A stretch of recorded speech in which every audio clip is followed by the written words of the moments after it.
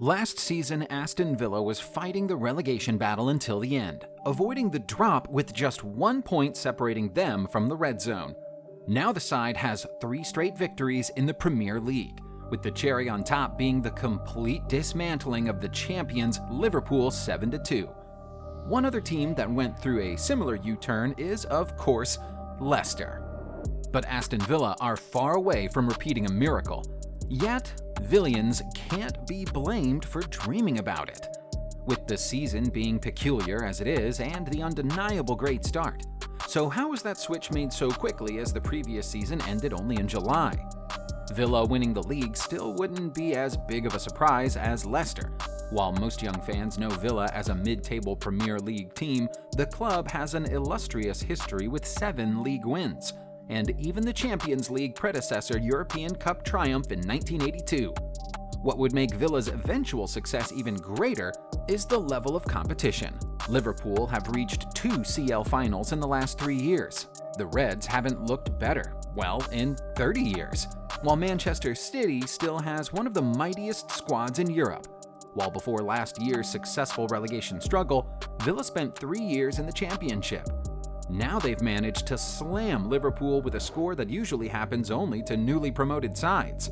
Certainly not the dominant champions. To write off this historic result to a Liverpool off day would be an undeserved insult to Villa.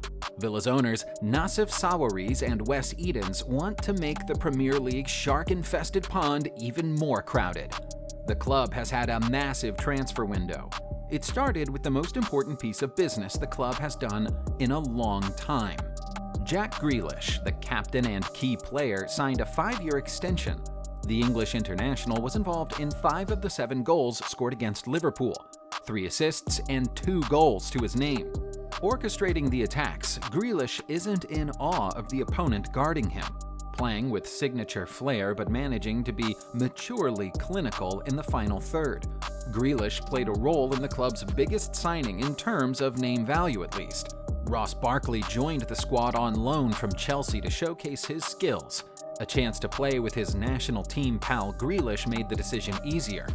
But the biggest summer signing in terms of actual money was Ollie Watkins, the new club record signing. Villa paid around £31 million for a 24-year-old who only played in the Championship prior. Watkins ended up being a hat-trick hero against the reigning champions. The transfer window started for Villa by capturing another highly coveted Championship player. Right back Matty Cash is young at 23. He also showed quality right away, nullifying the threat of Liverpool's Andrew Robertson, one of the best left-backs in the world, while also silencing the €45 million man Diogo Jota. For their goalkeeper, they signed an Arsenal substitute, Emiliano Martinez, a man thirsty for a proving ground and with 2 clean sheets already. Villa also capitalized on Lyon's dire financial situation by bringing in Bertrand Traoré. The former Chelsea right-winger was brought in for €18,400,000. Traoré was the only player the club has imported in from outside the UK. With Grealish, Barkley, and Traoré, the manager Dean Smith will have an envious attacking trident of midfielders. The difference in transfer dealings is clear, with Villa focusing on quality more this time around. The new owners arrived in 2018 and are succeeding in crafting a success culture, not only in the backroom negotiating transfers, but also in the squad, cultivating a family atmosphere. CEO Christian Purslow joined the team in celebration after the Liverpool triumph, pulling individuals like John McGinn and Grealish aside to show his gratitude, because they've shown tremendous commitment to the project being built. Even LFC manager Jurgen Klopp, known for his team's dedication, saw it as a key factor. Aston Villa wanted it more, and that is something I saw and I don't like. Smith has received recognition for the early success, getting a nomination for the PL Manager of the Month award. Even though his status at Villa was questioned after the prolonged relegation battle, Aston Villa are now unbeaten in 7 Premier League games spanning back to last season.